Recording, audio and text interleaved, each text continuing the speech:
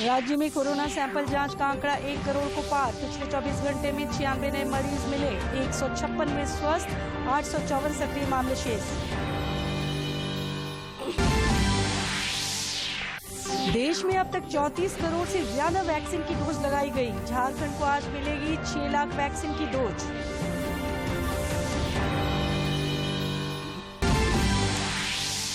मुख्यमंत्री ने नवनिर्मित झारखंड विधानसभा और झारखंड उच्च न्यायालय के निर्माण कार्य में वित्तीय अनियमितता के आरोपों की एसीबी से जांच के दिए आदेश। और रांची के सांसद संजय सेठ ने कोयला मंत्री से मुलाकात कर खलाड़ी में संसाधनों के विस्तार और क्षेत्र के विकास पर की चर्चा। संसद सत्र के बाद केंद्रीय मंत्री खलाड़ी का कर सकते हैं दौरा।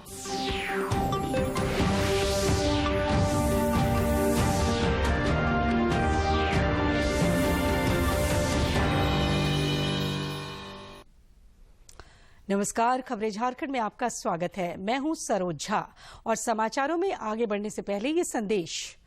देश भर में 18 वर्ष से अधिक आयु के सभी लोगों के लिए सरकारी केंद्रों में निःशुल्क टीकाकरण अभियान चलाया जा रहा है। दूरदर्शन आप लोगों से अपील करता है कि कोविड रोधी टीका जरूर लगवाएं। कोरोना महामारी के प्रति कोई भी लापरवाही न बरतें। जब तक आवश्यक न हो घर से बाहर न निकलें और इन आसान उपायों का पालन करें। मास्क लगाएं, 2 गज की सुरक्षित दूरी बनाए रखें, बार-बार हाथ धोएं और चेहरा साफ रखें। कोविड से संबंधित जानकारी और मार्गदर्शन के लिए राष्ट्रीय हेल्पलाइन काम कर रही है। इनके नंबर हैं 011-2397-8046 और 1075। इसके अलावा राज्य हेल्पलाइन नंबर 104 डायल कर समस्या का त्वरित समाधान लिया जा सकता है। और अब समाचार विस्तार से। प्रधानमंत्री नरेंद्र मोदी ने कहा है कि सरकार देश में मजबूत चिकित्सा बुनियादी ढांचा तैयार करने का प्रयास कर रही है। उन्होंने कहा कि इस वर्ष के बजट में आधुनिक चिकित्सा ढांचागत सुविधाओं के लिए 2 लाख करोड़ रुपए से अधिक आवंटित किए गए हैं। हेल्थ सेक्टर के लिए बजट का एलोकेशन 2 गुने से भी ज्यादा यानी 2 लाख करोड़ रुपए से भी अधिक किया गया। अब हम ऐसे क्षेत्रों में हेल्थ इंफ्रास्ट्रक्चर को मजबूत करने के लिए 50,000 करोड़ रुपए की एक क्रेडिट गारंटी स्कीम लेकर आए हैं, जहां स्वास्थ्य सुविधाओं की कमी है। देश में कोरोना वायरस के दैनिक मामलों में लगातार गिरावट दर्ज की जा रही है। केंद्रीय स्वास्थ्य मंत्रालय के आंकड़ों के मुताबिक पिछले 24 घंटे में कोविड-19 के 46,617 नए मामले सामने आए हैं।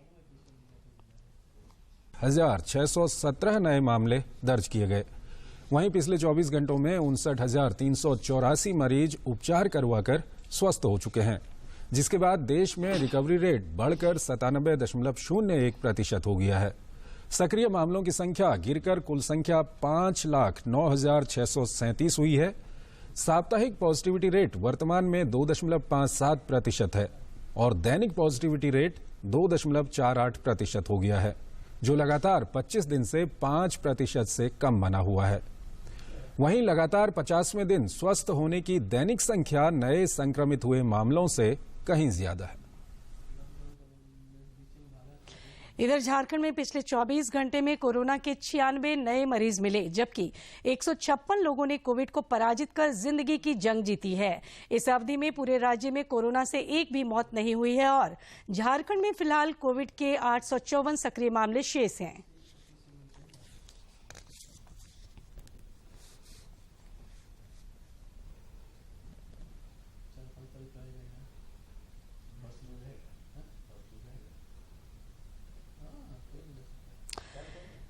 झारखंड में टेस्ट, ट्रैक और ट्रीट पर बेहतर अमल हुआ है, जिससे कोरोना संक्रमितों की तादाद तेज गति से घट रही है। स्वास्थ्य मंत्री बन्ना गुप्ता ने सोशल मीडिया पर एक फोटो साझा करते हुए बताया कि राज्य में कोरोना सैंपल जांच का आंकड़ा 1 करोड़ को पार कर गया है।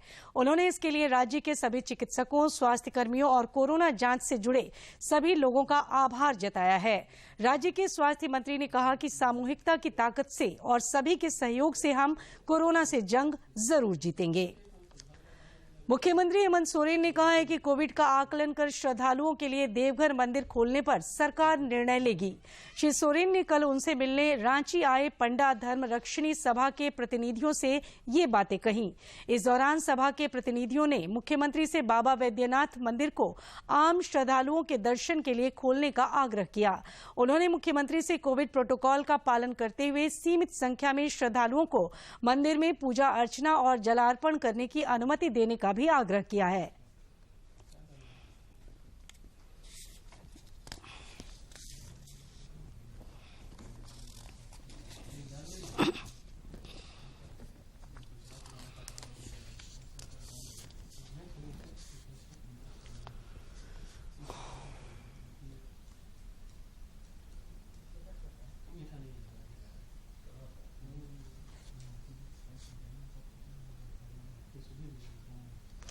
रांची के उपायुक्त छवि रंजन ने लोगों को कोरोना के खिलाफ जारी जंग में सजग और सतर्क रहने की अपील की है।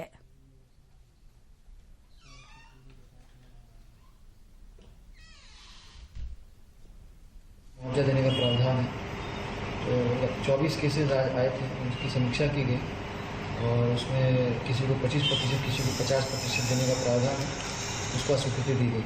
कुल 24 मामले आए थे।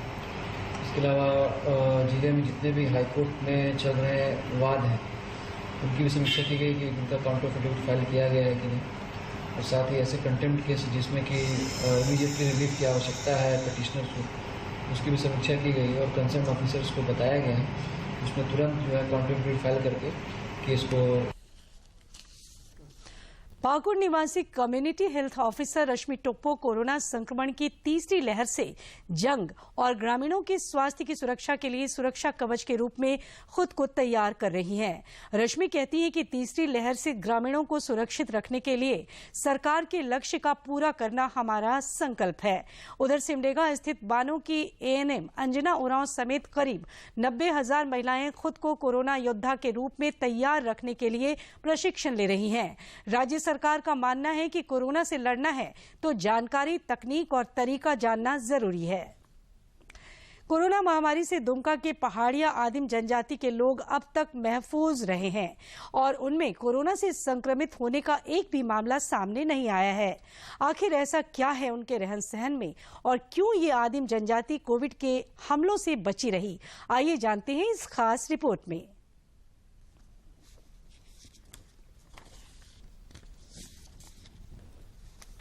दुमका सदर प्रखंड में पहाड़िया आदिम जनजाति का ऊपर मुर्गा थली गांव, जहां हजारों साल से पहाड़िया बसे हुए हैं।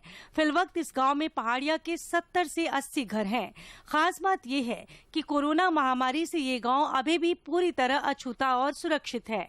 शहर से दूर पहाड़ों पर जंगल के बीच रहने वाले इस आदिम जनजाति के एक भी सदस्य को कोरोना का संक्रमण छू तक नहीं सका है।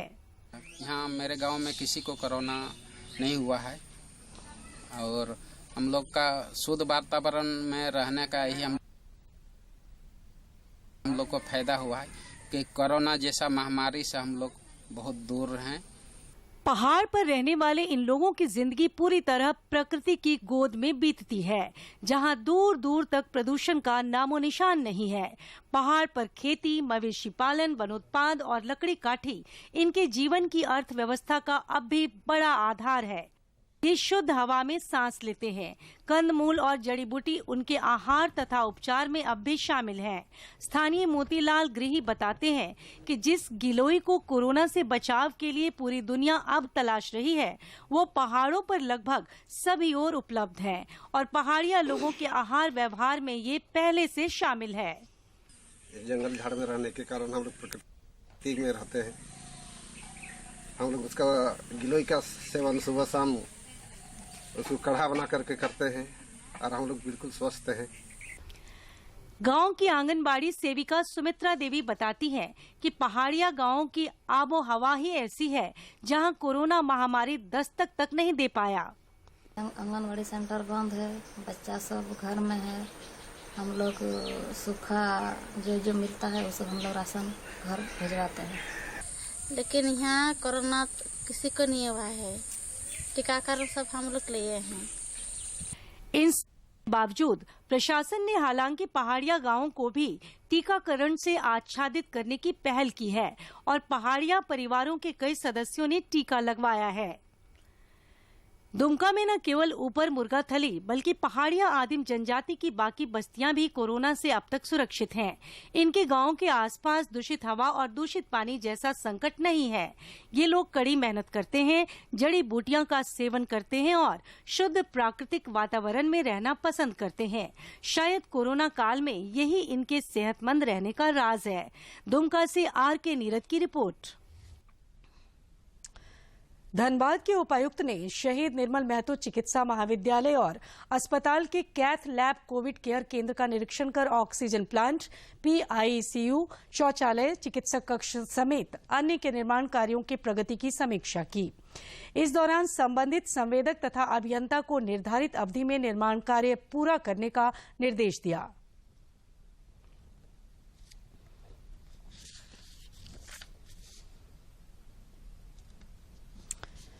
देश में कोरोना के खिलाफ जंग जारी है। अब तक 34 करोड़ से अधिक लोगों को कोविड रोधी टीके लगाए गए हैं। पिछले 24 घंटे में कोरोना वायरस की 42,64,123 वैक्सीन लगाई गई। 34 करोड़ 76,000 से अधिक कोविड टीके लगाए गए हैं। कोरोना के खिलाफ टीकाकरण अभियान में भारत तेजी से आगे बढ़ रहा है।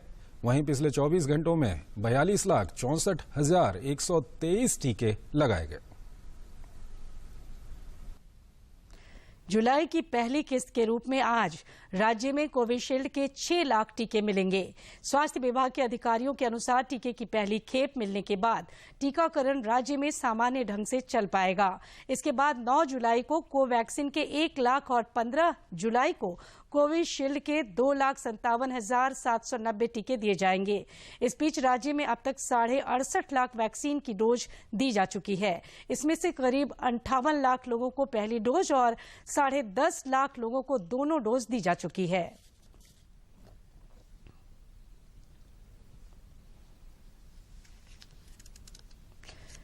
खूंटी जिले में सामूहिकता की ताकत से टीकाकरण अभियान बेहद सफल साबित हो रहा है।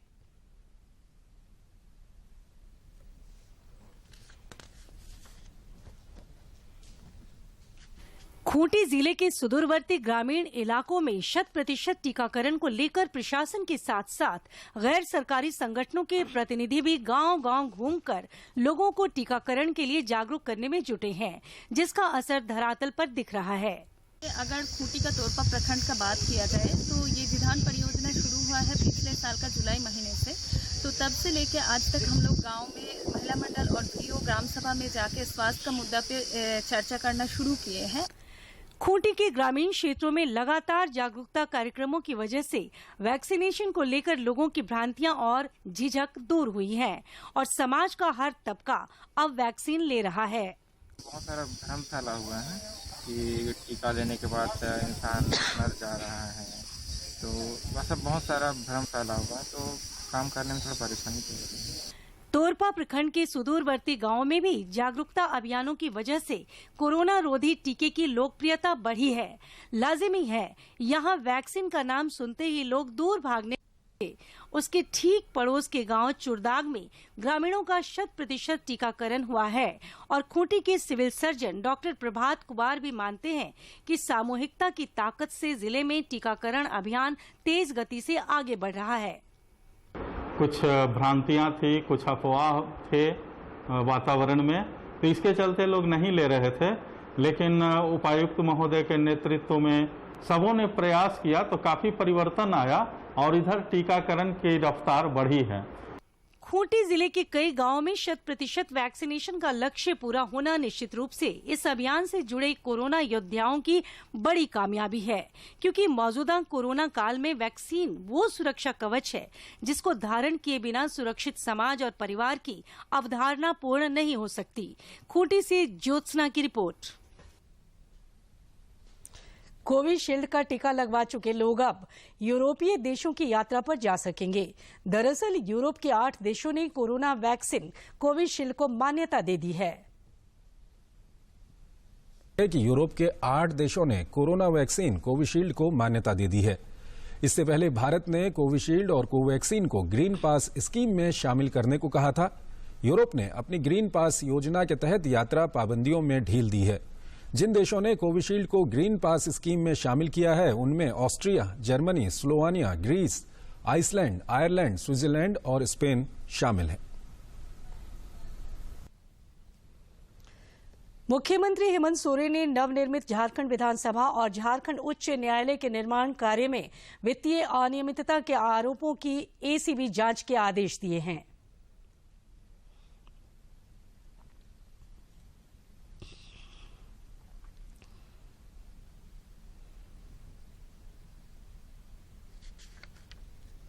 भारतीय रिजर्व बैंक के गवर्नर शक्तिकांत दास ने कहा है कि कोरोना महामारी की दूसरी लहर से पूरे देश पर गंभीर असर पड़ा है। हालांकि बदहाल आर्थिक स्थिति में मई के अंतिम सप्ताह से सुधार होना शुरू हो गया है। गतिविधियों में मई के आखिर से सुधार होना शुरू हो गया है। शक्तिकांत दास ने आरबीआई द्वारा तैयार की गई द्विवार्षिक वित्तीय स्थिरता रिपोर्ट में लिखा कि जो आर्थिक सुधार 2020-2021 की दूसरी छमाही में शुरू हुआ था उस पर दूसरी लहर के कारण इस वर्ष अप्रैल मई में काफी प्रतिकूल असर पड़ा। हालांकि जिस तेजी से संक्रमण की दर बढ़ी उसमें उतनी ही तेजी से कमी भी आई और इसके साथ ही मई के आखिर और जून की शुरुआत से आर्थिक गतिविधियों में तेजी आनी शुरू हुई है। रिपोर्ट में यह भी कहा गया है कि वित्तीय संस्थानों के लेखा जोखा और कामकाज पर उतना प्रतिकूल असर नहीं पड़ा जितना कि पहले आशंका जताई जा रही थी। हालांकि उन्होंने ये भी कहा कि नियामक स्तर पर जो राहत दी गई है उसके प्रभाव सामने आने के बाद ही तस्वीर पूरी तरह से साफ होगी।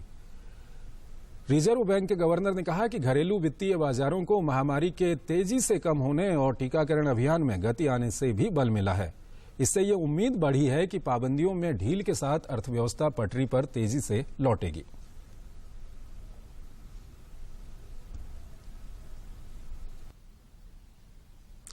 ग्रामीण विकास मंत्री आलमगीर आलम ने कल रांची में पलाश ब्रांड के 5 नए उत्पादों को लॉन्च किया। इनमें सखी मंडल की महिलाओं के नए उत्पाद काले गेहूं का आटा, अरहर दाल, ब्राउन राइस, पलाश वॉशिंग पाउडर और पलाश ब्रांड के हैंड वॉश शामिल हैं। इस दौरान उन्होंने अधिकारियों को निर्देश दिया कि वे ज्यादा से ज्यादा परिवारों को आजीविका से जुड़ी योजनाओं से जोड़ें।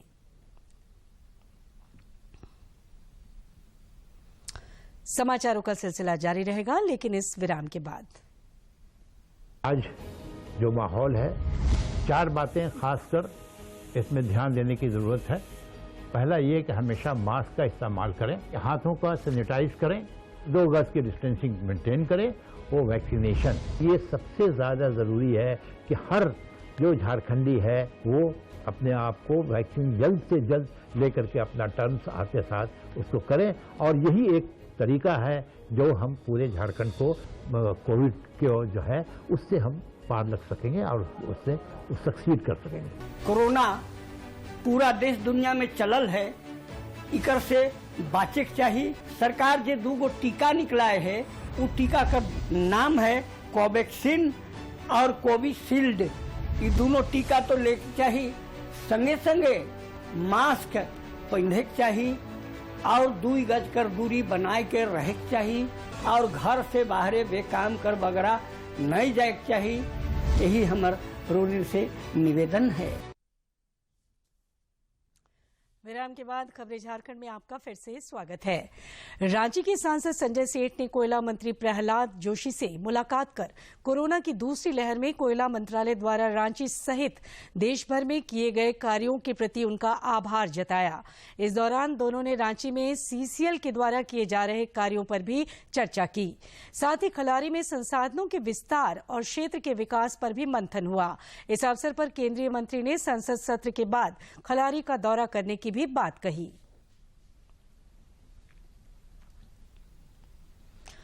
कोरोना से प्रभावित दूसरी लहर के प्रभाव के बाद देश में अब लगातार अच्छी खबरें मिल रही हैं। पिछले जून महीने में यूपीए के जरिए रिकॉर्ड ट्रांजैक्शन किए गए।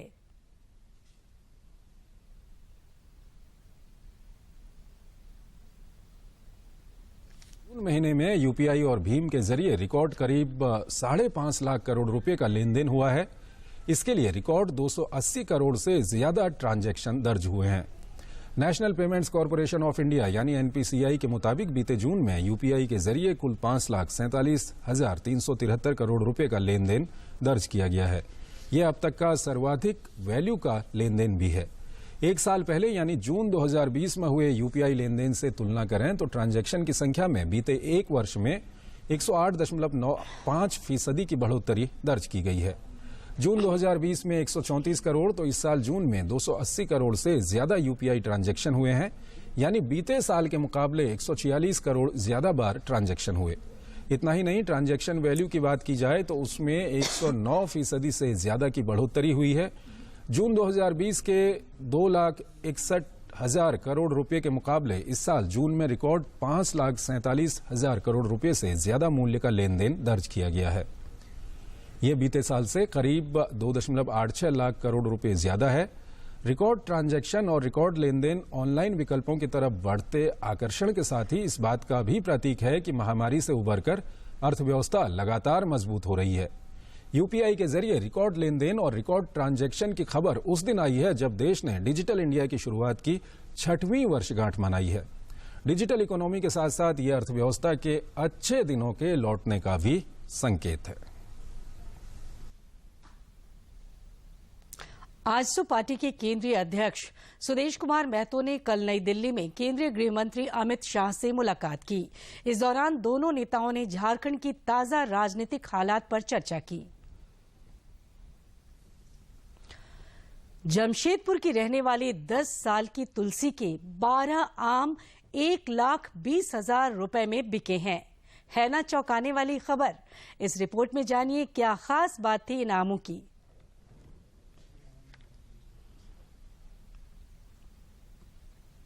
आजकल रसीले आमों का सीजन चल रहा है और बाजार में तरह तरह के आम भी खूब बिक रहे हैं। जमशेदपुर की रहने वाली 10 साल की बच्ची तुलसी के 12 आम 1,20,000 रुपए में बिके हैं, जो आजकल सोशल मीडिया में खूब सुर्खियां बटोर रहा है। 5 क्लास में पढ़ते थे, इसीलिए हम लोगों का बहुत ये था, इसीलिए मोबाइल नहीं खरीद पाते थे। सब बच्चा ऑनलाइन पढ़ाई करता था। हम आम चुन के बेचते थे, तो एक अंकल ने आए 1,20,000 दिए, तो मोबाइल खरीद के हम पढ़ रहे हैं अभी। तुलसी के आम की इस बड़ी डीलिंग के पीछे की कहानी ये है कि उसे ऑनलाइन पढ़ाई के वास्ते दरअसल मोबाइल की जरूरत थी। परिवार की माली हालत सही नहीं रहने के कारण उन्होंने चंद आम लेकर बिष्टुपुर स्थित मेन रोड कीनन स्टेडियम के पास सड़क किनारे उसे बेचना शुरू कर दिया। एक दिन मुंबई संस्था फरिश्ता बनकर उसके पास आई तथा एक आम को 10,000 में खरीदा, जिसके एवज में तुलसी को 12 आम के 1,20,000 रुपए मिले। इतना ही नहीं, उस फरिश्ते ने तुलसी को एक स्मार्टफोन और किताब कॉपी भी खरीद कर दिया। ये सुविधा है नहीं ऑनलाइन एजुकेशन की, लेकिन तुलसी की एक बात बहुत अच्छी लगी हमें, जो उसकी जो जिद थी पढ़ने की, जिसके वजह से वो खुद कुछ करके पूंजी जमा कर रही थी। ये बात हमें बहुत अच्छी लगी। इस मदद के बाद तुलसी के परिवार में काफी खुशी देखी जा रही है। परिवार का कहना है कि तुलसी ने साबित कर दिया है कि कोई काम छोटा नहीं होता। जो मेरा बेटी आम चुन के जो रोड में बेच रही थी, वो भी सरकारी स्कूल में पढ़ रही थी बागुनाथू में। तो वहाँ से हम लोग इधर आउट हाउस में आ गए हैं। तो आम बेचते बेचते कोई सस्ता का आदमी आए और उनको कुछ हेल्प की। हाँ, बच्ची पढ़ने के लिए परेशानी करता था। वो आम चुन के वो बोला हम पढ़ेंगे, वही आम चुनता था। फिर क्या करता था आम चुन के? हम चुन के बेचने के लिए गए। कुछ पैसा जमाएंगे माँ, तो हम मोबाइल लेंगे, पढ़ाई करेंगे। तुलसी के आम जब इतने खास हो सकते हैं तो ये कहा ही जा सकता है कि कौन कहता है कि आसमान में सुराख नहीं हो सकता, एक पत्थर तो तबीयत से उछालो यारो। जमशेदपुर से राजेश कुमार लालदास की रिपोर्ट।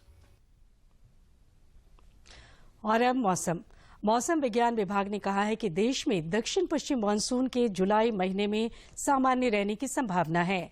विभाग के अनुसार जुलाई महीने के शुरू में अच्छी बारिश होने की उम्मीद नहीं है। इधर रांची स्थित विज्ञान केंद्र के वैज्ञानिक अभिषेक आनंद ने बताया कि झारखंड के कई हिस्सों में मानसून कमजोर पड़ गया है, इस कारण बारिश नहीं हो रही है। हालांकि 5 जुलाई के बाद मानसून के फिर से सक्रिय होने की संभावना है। पश्चिमोत्तर भारत और दक्षिणी प्रायद्वीप के कुछ हिस्सों, मध्य पूर्व और पूर्वोत्तर भारत में सामान्य से कम या सामान्य बारिश की संभावना है, जबकि मध्य भारत, उससे जुड़े प्रायद्वीपीय भारत और गंगा के मैदान में सामान्य या सामान्य से अधिक बारिश का पूर्वानुमान है। मानसून हरियाणा, दिल्ली, पश्चिमी उत्तर प्रदेश के कुछ हिस्सों, पश्चिमी राजस्थान और पंजाब को छोड़कर देश के बाकी हिस्सों में पहुंच गया है। और अगर आज की बात करें तो असम, मेघालय, पश्चिम बंगाल, सिक्किम और बिहार में भारी बारिश की संभावना है। वहीं पूर्वी उत्तर प्रदेश, छत्तीसगढ़, मिजोरम, त्रिपुरा, उत्तराखंड और तमिलनाडु में बारिश की चेतावनी जारी की गई है। उत्तर बिहार में गुरुवार रात से ही लगातार बारिश हो रही है। पूर्वी चंपारण, पश्चिमी चंपारण, गोपालगंज, सीवान, सारण, सीतामढ़ी, मधुबनी, मुजफ्फरपुर, दरभंगा, वैशाली, शिवहर, समस्तीपुर, सुपौल, अररिया, किशनगंज, पूर्णिया, सहरसा, मधेपुरा, कटिहार, भागलपुर, बांका, जमुई के लिए ऑरेंज अलर्ट जारी किया गया है। इन जिलों में 100 से 150 mm तक बारिश हो सकती है। साथ ही 48 घंटों के दौरान वज्रपात की चेतावनी जारी की गई है। अन्य सभी जिलों के लिए गरज के साथ हल्की से मध्यम बारिश का येलो अलर्ट जारी किया गया है। उत्तर भारत के अधिकतर क्षेत्रों में कल रांची के उपायुक्त छवि रंजन ने कल अनुसूचित जाति जनजाति अत्याचार निवारण अधिनियम के अंतर्गत जिला स्तरीय निगरानी एवं अनुश्रवण समिति की बैठक की। बैठक में समिति ने 24 प्रस्तावों पर विचार विमर्श किया और कई प्रस्तावों को स्वीकृति दी गई। भारतीय सेना को आज मेक इन इंडिया के तहत 12 शॉर्ट स्पैन ब्रिजिंग सिस्टम मिले हैं। ये सिस्टम भारतीय सेना को आगे बढ़ने में काफी मदद करेगा। सिस्टम सेना को भौगोलिक बाधाएं जैसे नदी, नहर या पहाड़ी जगहों पर पुल नुमा व्यवस्था के जरिए आगे बढ़ने में मदद करेगा। 10 मीटर लंबी ये मशीन भारत में ही बनाई गई है। ये 12 ब्रिजिंग सिस्टम अभी सेनाओं को विशेष तौर पर पाकिस्तान के साथ लगने वाली पश्चिमी सीमाओं पर इस्तेमाल करने के लिए दी जा रही हैं। दिल्ली कैंट में थल सेना प्रमुख जनरल MM नरवणे ने इन ब्रिजिंग सिस्टमों को इंजीनियर कोर के हवाले किया। इनकी कीमत 492 करोड़ रुपए है। इस सिस्टम को भारतीय सेना के इंजीनियर्स ने defence research and development organisation के साथ मिलकर विकसित किया है और इसे लार्सन एंड टुब्रो द्वारा बनाया गया है। ये सिस्टम 70 टन तक का टैंक उठा सकने में सक्षम है। ये सिस्टम इंजीनियर्स कोर की वर्तमान ब्रिजिंग क्षमता में अभूतपूर्व तरीके से बढ़ोतरी करेगा। भविष्य में देश की पश्चिमी सीमा पर किसी भी तरह की विषम परिस्थिति में ये बड़े गेम चेंजर साबित हो सकते हैं। इस मौके पर थल सेना प्रमुख जनरल MM नरवणे ने कहा कि स्वदेश में विकसित इस सिस्टम के सेना में शामिल होने से हमारी सेना को ताकत मिलेगी। दूरदर्शन झारखंड पर पल पल की खबरों से जुड़े रहने के लिए आप हमारे social media platform Twitter, Facebook और यूट्यूब से जुड़ सकते हैं, क्योंकि खबरों से जितना बाखबर रहना जरूरी है, उससे ज्यादा जरूरी है सटीक, संतुलित और निष्पक्ष समाचार। हमारा ट्विटर हैंडल और फेसबुक पेज है DD न्यूज झारखंड। आप हमें YouTube channel Jharkhand DD news पर भी देख और सुन सकते हैं। और अंत में इस बुलेटिन के मुख्य समाचार एक बार फिर।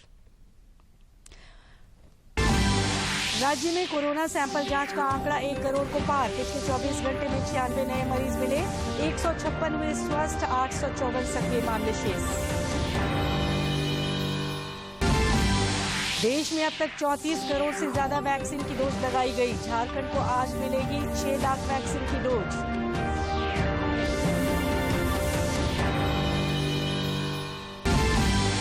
मुख्यमंत्री ने नवनिर्मित झारखंड विधानसभा और झारखंड उच्च न्यायालय के निर्माण कार्य में वित्तीय अनियमितता के आरोपों की ACB से जांच के दिए आदेश।